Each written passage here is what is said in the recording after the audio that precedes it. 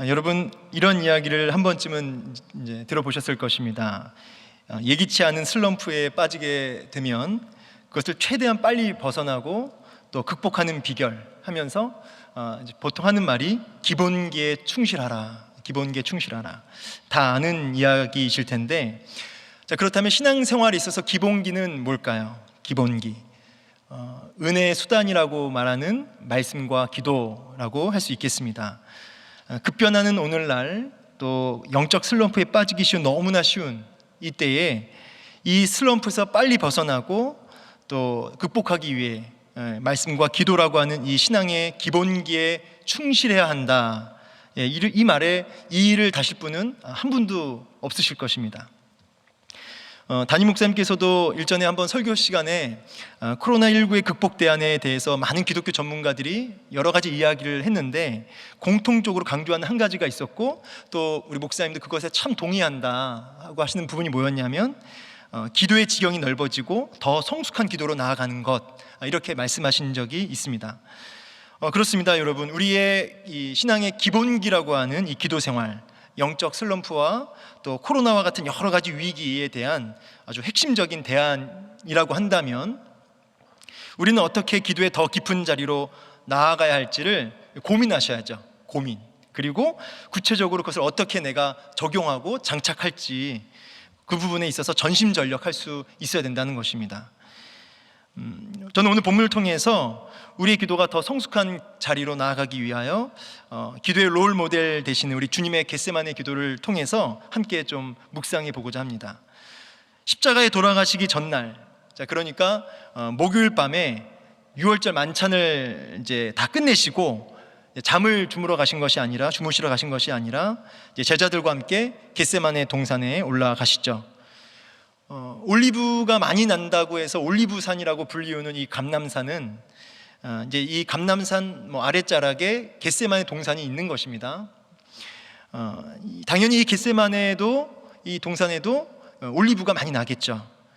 이 겟세마네라는 뜻을 찾아보니까 아랍어로 기름 짜는 틀이라고 합니다. 이제 쉽게 말해서 올리브를 이렇게 눌러가지고 짜는 유착기라고 보시면 되겠는데, 아마도 이 겟세마네라고 하는 이 여기서 올리브를 짜서 기름을 이렇게 수확했던 것으로 보여집니다. 우리 예수님께서는 바로 이 겟세마네에서 올리브를 짓눌러 기름을 짜내듯이 자신의 전 존재를 하나님 앞에 짜내어 올려드리는 그런 기도를 하고 계시는 것이죠. 그래서 44절에도 오늘 본문 보니까 땀이 땅에 떨어지는 핏방울같이 되더라, 이렇게 말씀하고 계십니다. 오늘 본문을 주목해서 보니까 이 겟세마네 동산에 우리 주님께서 처음 올라가신 것이 아님을 알 수 있습니다. 우리 예수님께서는 평소에도 자주, 또 그리고 반복적으로 이렇게 겟세마네 올라가셔서 기도를 하셨다는 것이죠. 그래서 우리 예수님의 기도초록, 우리 제자들은 이미 다 알고 있는 것이죠. 그래서 이제 뒤에 보시면 나오지만, 예수님을 팔아서 돈을 챙겼던 이 가룟 유다가 이제 그 야밤에도 예수님의 위치를 정확하게 알고 병사들이 이끌고 주님께로 갈 수 있었던 거죠. 그리고 이제 직접적으로는 오늘 본문 이제 39절에 나오는 이제 중요한 단어를 통해 알 수 있는데, 39절에 보면 제가 이제 읽어보겠습니다. 예수께서 나가사 습관을 따라 감람산에 가심에 제자들도 따라갔더니, 이렇게 나오고 있습니다. 예수님께서 습관을 따라갔다는 것을 통해서 오늘 처음 올라가신 게 아님을 또 알 수 있습니다. 이 습관이라는 단어를 이제 살펴보면은 이제 사전적으로는 이렇게 나옵니다. 오랫동안 되풀이하여 그렇게 하는 것이 규칙처럼 되어 있는 일, 몸에 굳어진 것, 이렇게 나와 있습니다. 이 습관이라는 말의 의미가 이제 사실은 긍정적인 의미도 있고 또 부정적인 의미도 있습니다. 예컨대 모이기를 패하는 어떤 사람들의 습관과 같이 하지 말아라, 이런 말씀 나오죠. 그리고 예레미야 22장 21절 하반절 말씀을 제가 읽어드리겠습니다. 내가 어려서부터 내 목소리를 청종하지 아니함이 내 습관이라. 하나님 말씀을 잘 안 듣는 것도 습관이래요. 여러분, 설교 시간에 자꾸 이렇게 주무시는 분 계시죠? 이렇게 조시는 분, 이것도 습관이 될 수 있는 거예요. 이런 습관들, 성경 외에도 대표 기도하실 때나 또 성도님들이 서로 이렇게 대화하실 때 보면은 이제 이런 말을 좀 종종 듣는데, 습관적으로 기도하면 안 된다. 뭐 또 습관적인 예배 생활 안 된다. 습관적인 주일 성수 안 된다. 이런 부정적 의미를 우린 다 알고 있습니다. 이제 제가 느끼기에 거기서 이 부정적 의미의 습관이라고 하는 것은 마음을 다 쏟아붓지 않고 그저 몸에 그냥 배어 있는, 익숙해져 있는, 자기도 모르게 저절로 내뱉는 말들, 행동들, 이런 의미로 풀이할 수 있겠죠. 분명한 건 이런 부정적 의미의 이 습관은 연구해 보면 우리의 죄악된 본성을 거스르지 않고 싸우지 않고 거기에 그냥 무분별하게 따라가는, 그래서 반복적으로 되풀이하는 이런 것으로 우리가 이해할 수 있습니다. 그래서 이게 심해지면 중독이 되는 거죠. 반대로 오늘 본문과 같은 긍정적 의미의 습관, 이 부분은 부정적 의미의 습관과는 이제 반대인 거죠. 죄악된 본성을 거슬러서 싸워서 끊임없이 하나님을 향하도록 반복적으로 훈련하는 거죠. 훈련 또는 이제 연습하는 겁니다. 그래서 사도 바울은 경건에 이르기를 뭐하라? 연습하라, 이렇게 말씀하고 계시는 거죠. 어거스틴은 이렇게까지 이야기합니다. 신앙이란 거룩한 습관을 만들어가는 것이다, 이렇게 얘기하고요. 거룩한 습관을 통해서 예수님을 닮아가는 성화를 이루어간다, 이렇게 어거스틴이 얘기했습니다. 이제 결국 신앙생활이라는 것이 이 썩어져가는 구습과 부정적 습관에서 끊임없이 거룩한 습관으로 바뀌어가는 것이라고 말해도 괜찮을 것 같습니다. 생각해 보면 우리가 하는 크고 작은 모든 선택도 매우 습관적이라고 할 수 있습니다. 거룩한 습관으로 가득한 사람은 모든 선택의 순간에 하나님을 이제 향하여 나아가는 것이죠. 그러나 죄악된 습관이 가득한 사람은 하나님과 끊임없이 멀어지고, 그리고 심지어는 대적하는 그런 선택, 그런 삶을 살게 되는 것입니다. 그래서 이 거룩한 습관으로 우리가 날마다 나아가야 되는데, 오늘 우리 예수님께서 거룩한 습관으로 충만하셨던 우리 주님이셨기에 오늘 이 십자가를 감당하시기 전에 이제 전 존재를 짜내어 드리는 그런 기도를 하신 것이죠. 그래서 우리 주님의 기도가 가지고 있는 매우 중요한 특징 한 가지를 말해봐라 라고 한다면 이렇게 정리할 수 있겠습니다. 주님의 기도는 거룩한 습관, 다시 말해서 지속성을 가지고 있었다. 거룩한 지속성을 가지고 계셨다. 이렇게 정리할 수 있겠습니다. 그럼 이 시점에서 이제 질문 하나 할 수 있겠죠. 하나님 자체가 되시고 사실은 우리 주님 사역이 너무 바쁘셨습니다. 그럼에도 불구하고 이토록 한결같이 그야말로 습관이 되도록 지속적으로 정말 자신의 전 존재를 짜내어 드리는 이 기도를 사수하셨던, 그것을 끝까지 사수하셨던 이유가 무엇일까요? 오늘 본문 전에는 이제 베드로가 주님을 위해 죽겠습니다 그랬거든요. 끝까지 주님 따르고 내가 죽겠습니다 이렇게까지 얘기했는데, 우리 주님께서 찬물을 끼얹듯이 대답을 하시죠. 너가 나 부인할 것이다, 이렇게 얘기를 하십니다. 실패할 것을 얘기하시죠. 그리고 나서 사실 이제 이 겟세마네 기도로 제자들을 이끌어 오신 것입니다. 여러분, 주님의 의도가 무엇일까요? 사랑하는 베드로야, 너의 그 고백, 그 진심인 거 안다. 전 사실 묵상할 때마다 베드로의 진심이 느껴지거든요. 너가 정말 나를 위해서 죽고 싶고 끝까지 따르기를 원하는 거 아는데, 그러나 너가 끝까지 나를 따르고 죽기까지 사명 감당하고 그 모든 숱한 고난들을 이기는 힘은 너의 열정, 너의 각오, 너의 결단이 아니라 바로 이 겟세마네 기도로 감당하는 것이야.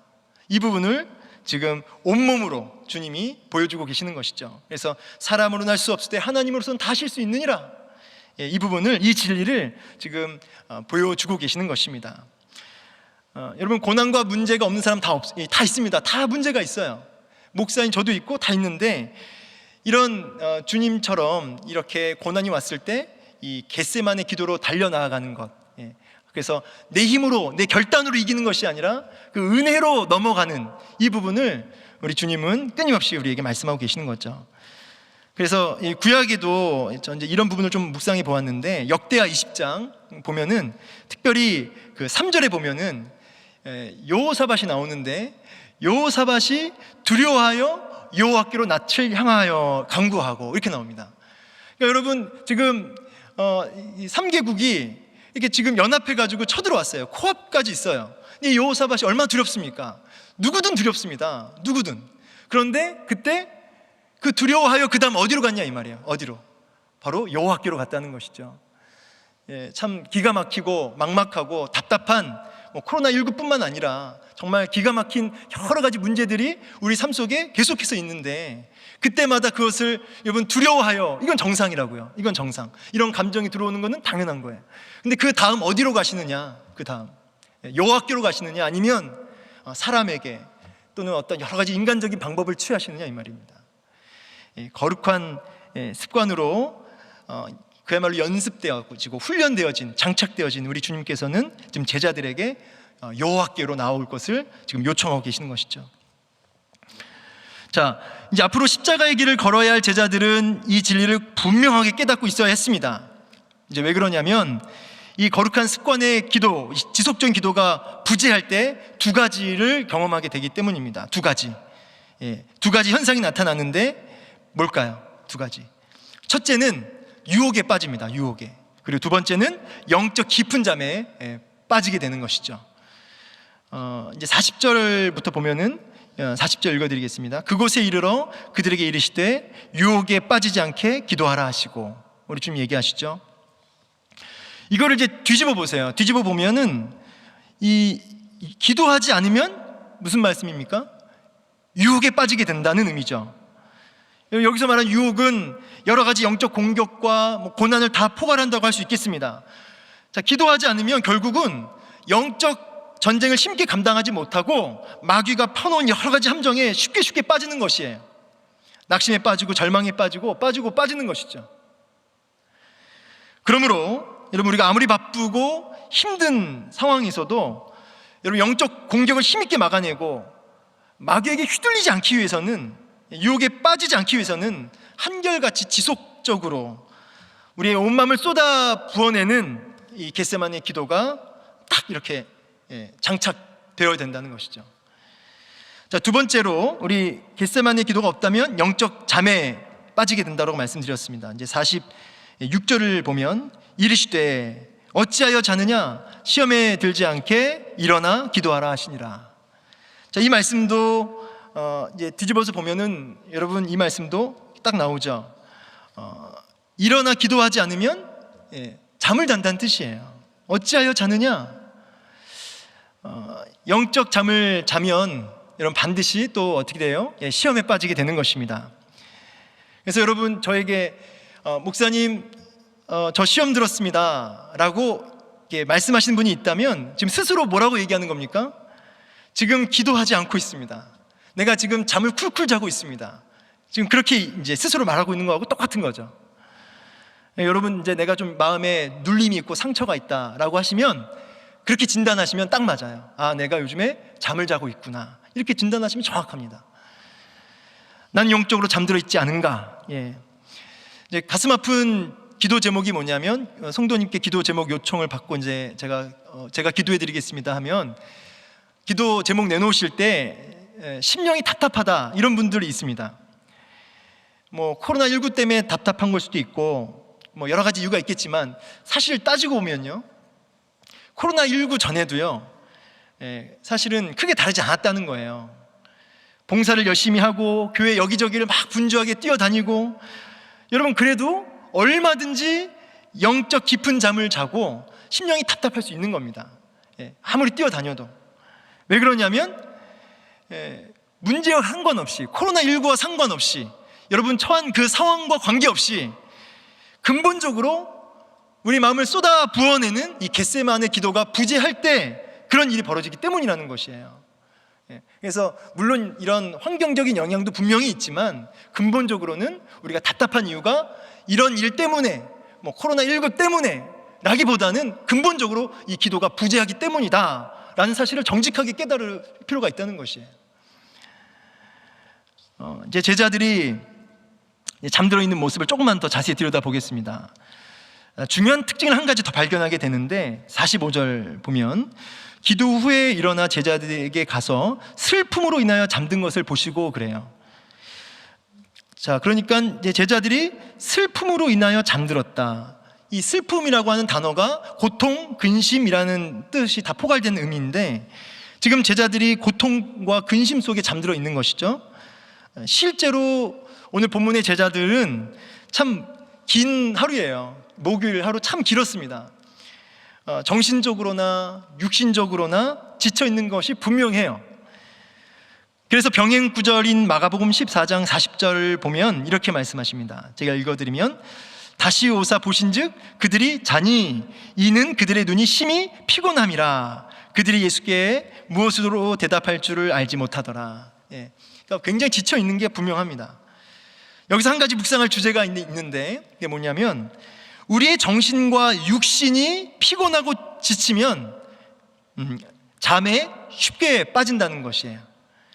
절망과 슬픔과 이런 낙심, 이런 감정에 붙들리면 붙들릴수록 어떻게 됩니까?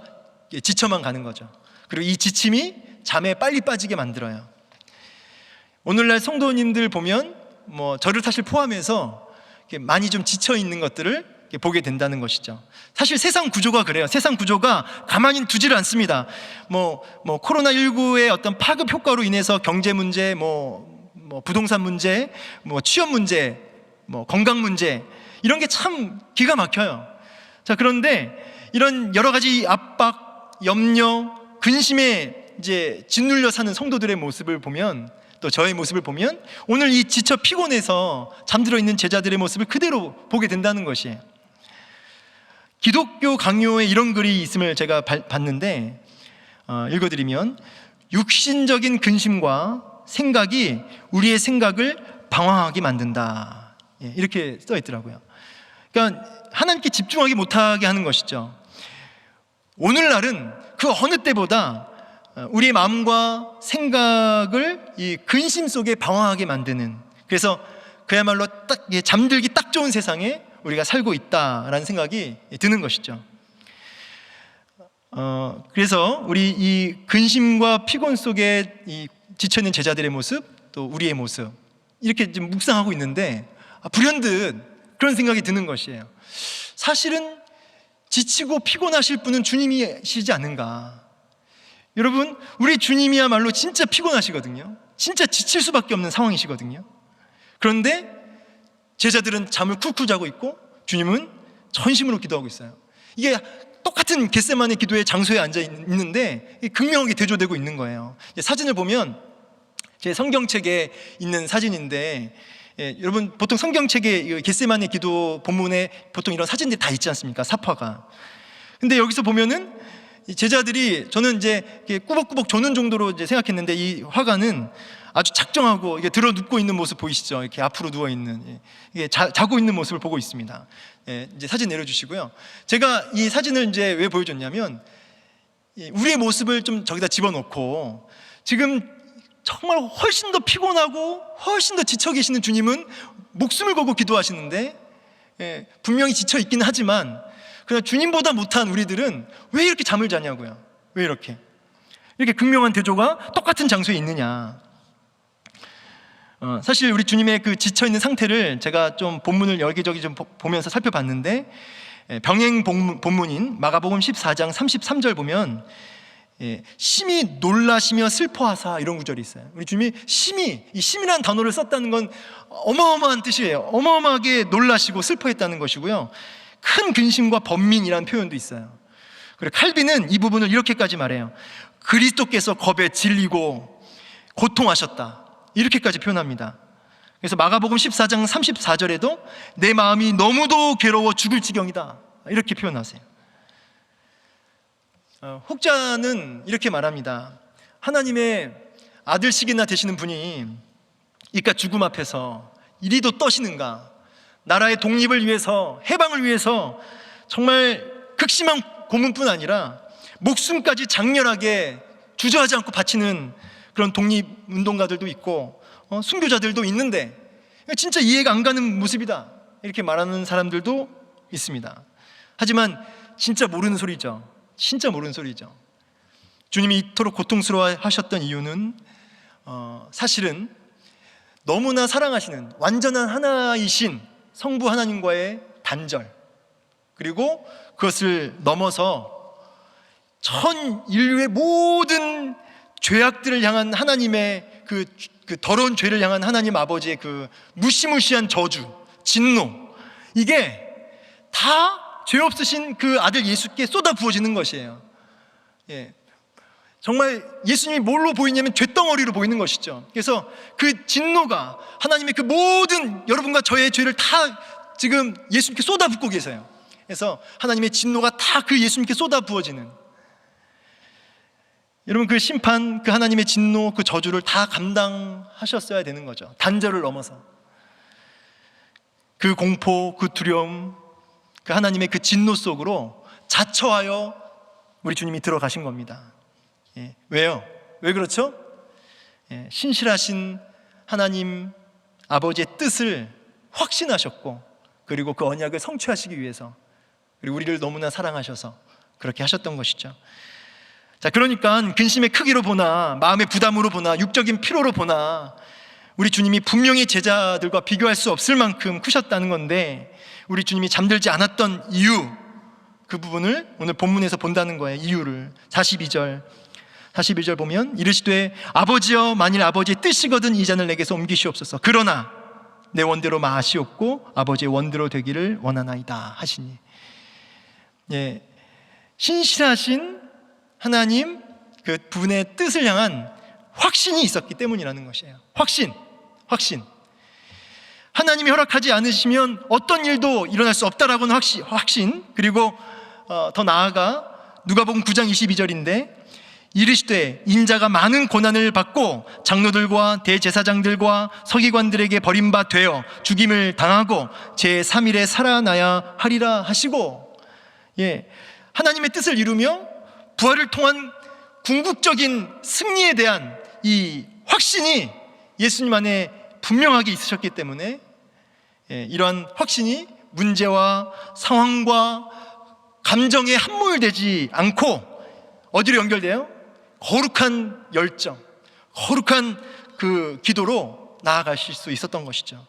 아주 중요한 포인트예요. 아주 중요한 포인트. 뭐냐면 비록 나의 바램과 또 간절한 어떤 소망, 기대, 이거랑 충돌될지라도 선하신 하나님, 그분을 확신하고 그분의 성품을 확신하고, 그리고 그분의 선하신 뜻이 반드시 이루어질 것이라고 하는 확신이 우리 안에 분명히 자리 잡으면 피곤하고 지치고 여러 가지 문제가 우리를 끊임없이 공격해도 잠들지 않고 어디로 나아가느냐? 바로 44절, 오늘 본문 44절 보니까 힘쓰고 애써 더욱 간절히, 힘쓰고 애써 더욱 간절히라고 하는 이런 열렬함으로 나아가게 된다는 것이에요. 여러분, 이런 확신이 부재하면 문제가 오면, 두려움이 오면 불안해요. 그 불안의 감정이 붙들리면 잠들기 딱 좋습니다. 잠들 때 이게 어떻게 표출되냐면 분노로 표출되기도 하고요. 그리고 기도가 꽉 막히기도 하고요. 이 분노 조절장애, 마음이 답답함, 이런 것들이 나타나는 것이죠. 그러나 눈에 보이지 않지만 분명하게 살아계신 그분을 향한 하나님, 일하시는 하나님, 그 신실하신 하나님을 향한 그 뜻이, 확신이 우리 안에 분명히 있을 때 열정이 일어난다. 여러분, 혹시 기도의 열렬함이 많이 이렇게 식지 않았습니까? 제자들처럼 피곤과 근심에 지쳐서 혹시 잠들어 있지는 않습니까? 문제의 본질이 뭐라고요? 아버지의 뜻이 이루어지이다, 이런 확신이 부재하기 때문이라는 거예요. 부재하기 때문. 그래서 확신이 없으면 열렬한 기도로 가지 못한다. 이 부분을 묵상하면 여러분, 우리가 때우리는 기도, 적당히 하는 기도, 간절함이 빠진 우리의 기도는 그 안에 뭐가 있는 거예요? 불신이 가득한 거예요. 불신이 가득한 기도. 이 불신이 우리의 기도를 다 식어버리게 만들어요. 근심 속에 잠들게 만드는 것이죠. 힘쓰고 애써 더욱 간절히 한번 선포해 볼까요? 자, 시작. 힘쓰고 애써 더욱 간절히. 제가 말을 빨리 해가지고 이걸 외워버리세요. 힘쓰고 애써 더욱 간절히. 이 주님의 기도의 아주 중요한 두 번째 특징입니다. 첫 번째는 거룩한 지속성, 두 번째는 뭡니까? 힘쓰고 애써 더욱 간절히라고 하는 이 열렬함. 이것이 겟세마네 기도의, 그 주님의 기도의 그 두 가지 큰 특징이라고 할 수 있겠습니다. 저는 이 힘쓰고 애써 더욱 간절히를 묵상하면서 예전에 책에서 본 한 예화가 이제 있었는데, 우리 세차할 때 손세차도 있고 기계식 터널 세차라고 해야 되나요?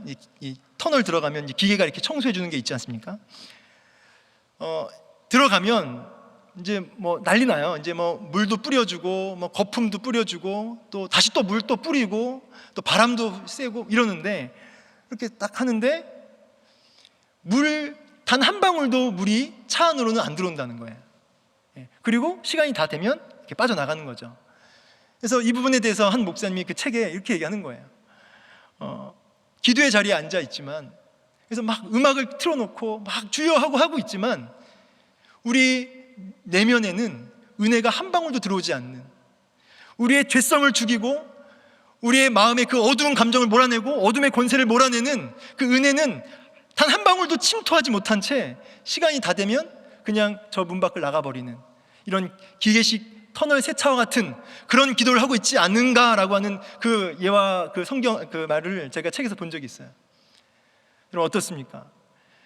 여러분 우리가 새벽 기도를 안 빠지고 나와도요, 단 한 번도 기도를 안 할 수가 있는 거예요. 사실은 우리가 이 예배당에 나오기도 하고 또는 이게 온라인으로 집에서 예배 드리지만 좋은 말씀, 좋은 찬양, 뜨거운 기도에, 그러나 우리의 심령에 그것이 한 방울도 들어오지 못하는, 열렬함으로 나아가지 못하는, 그냥 그 자리를 지키고 있는, 피곤해 지쳐서 그러나 의무감에 앉아 있는 이런 부분이 우리 안에 있지 않느냐 이 말이에요. 그 안에는 불신이 가득하다.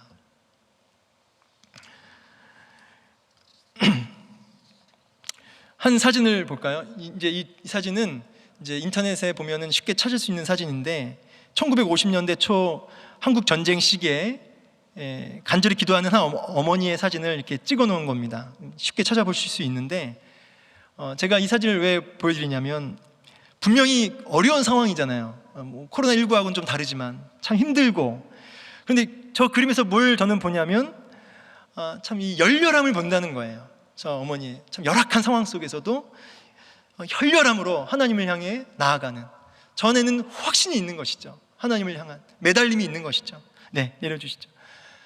여러분 오늘 저 어머니의 모습이 좀 우리 안에 있어야 된다는 거예요.